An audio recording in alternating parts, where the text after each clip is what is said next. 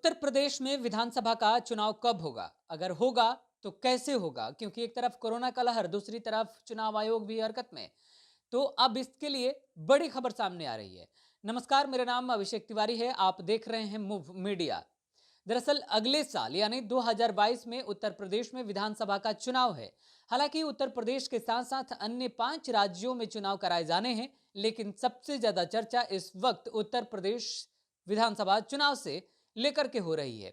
क्योंकि उत्तर प्रदेश विधानसभा चुनाव के मद्देनजर तमाम जितने भी राजनीतिक दल थे, सभी ने अपनी अपनी तैयारियां शुरू कर दी हैं। अब इसी के मद्देनजर चुनाव आयोग भी हरकत में आया और चुनाव आयोग 3 दिवसीय दौरे पर लखनऊ पहुंचा। उत्तर प्रदेश में 3 दिनों के जायजा लेने के बाद तमाम राजनीतिक दलों के साथ मीटिंग भी की और मीटिंग के साथ साथ तमाम जिलों के डीएम और एसपी के साथ भी बैठक की।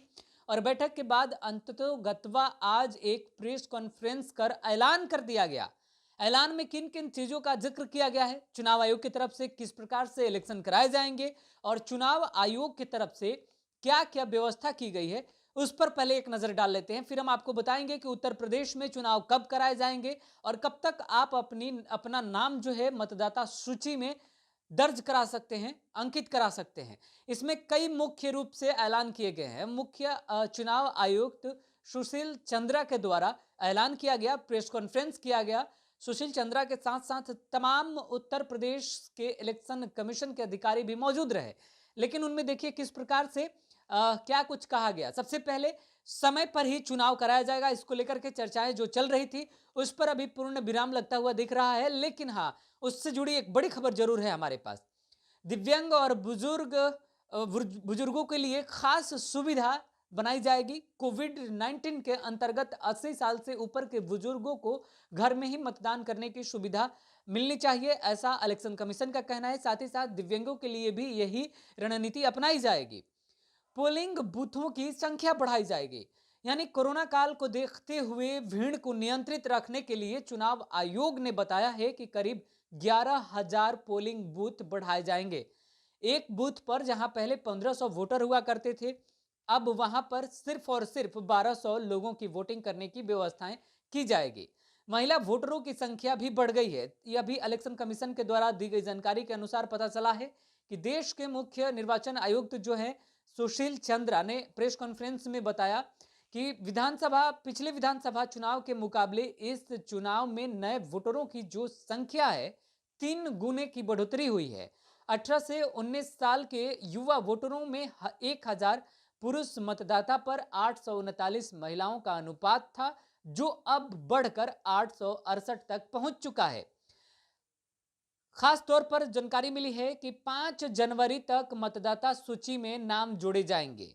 सबसे अहम जानकारी आप तक, सबसे बेहतरीन बात यह है कि चुनाव आयोग ने कहा है कि 5 जनवरी तक अपडेट मतदाता सूची बनाई जाएगी। हालांकि इसके बाद नामांकन के आखिरी दिन तक अतिरिक्त सूची भी बनेगी ताकि कोई भी वयस्क छूट ना जाए।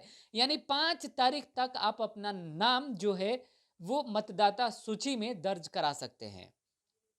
मतदान देने का जो वक्त होता है, वोट गिराने का जो समय सीमा होता है, उसमें भी बढ़ोतरी कर दी गई है।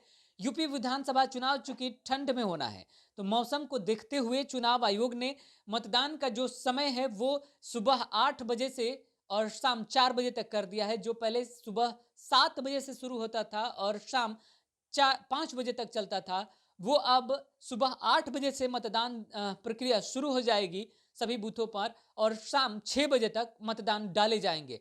इसके साथ ही 400 पोलिंग बूथ बनाए जाएंगे जो मॉडल के रूप में रहेंगे। यानी बूथ पर जाने से पहले आप ये देख पाए, निर्धारित कर पाए और आप एक बार उसका प्रशिक्षण ले पाए। अगर किसी भी प्रकार के नए वोटरों को लेकर के अगर चिंता है, जो आप अगर नए वोटर हैं कि आखिरकार बूथ पर जाने के बाद किस प्रकार की प्रणाली मिलती है, कैसे हमें वोट डालना होता है, तो उसके लिए 600 पोलिंग मॉडल बूथ की तैयारी चुनाव आयोग की तरफ से की गई है। अलग अलग जिलों में अलग अलग प्रकार से अलग अलग बूथ पर इस प्रकार के पोलिंग बूथ बनाए जाएंगे, जहां पर आप जा करके एक बार ट्राई कर सकते हैं।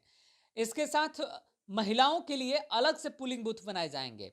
बताया गया है कि यूपी चुनाव में महिलाओं के लिए 800 पोलिंग बूथ बनाए जाएंगे, जहां महिलाएं आराम से मतदान कर पाएंगी। सिर्फ ईवीएम से वोटिंग डाले जाएंगे। यानी उत्तर प्रदेश विधानसभा चुनाव में जो ईवीएम को लेकर के पहले से चर्चा की जाती रही है, ईवीएम पर दर बदर आरोप भी लगते रहे हैं, उन आरोपों को खारिज करते हुए, नजरअंदाज करते हुए इलेक्शन कमीशन के द्वारा यह ऐलान कर दिया गया है कि उत्तर प्रदेश में होने वाले विधानसभा में ईवीएम से ही महज वोट डाले जाएंगे। आप भी अब ईवीएम से वोट डालने की तैयारी में जुट जाइए। इसके साथ ही कोरोना प्रोटोकॉल का खास ख्याल रखा जाएगा। यूपी चुनाव में पूरी तरह से कोरोना प्रोटोकॉल का पूरी तरह पालन कराना होगा। इसके लिए सभी मतदान बूथों पर व्यवस्थाएं की जाएंगी। इसी को देखते हुए पहले ही चुनाव आयोग बता चुका है कि एक पोलिंग बूथ पर पहले 1500 मतदाताओं की सूची भेजी जाती थी। अब एक पोलिंग बूथ पर महज 1200 मतदाताओं की सूची ही तैयार की जाएगी और 1200 वोटर ही मतदान कर पाएंगे। अगर 1200 से ज्यादा की संख्या होगी तो उसके लिए अलग से पोलिंग बूथ बनाए जाएंगे।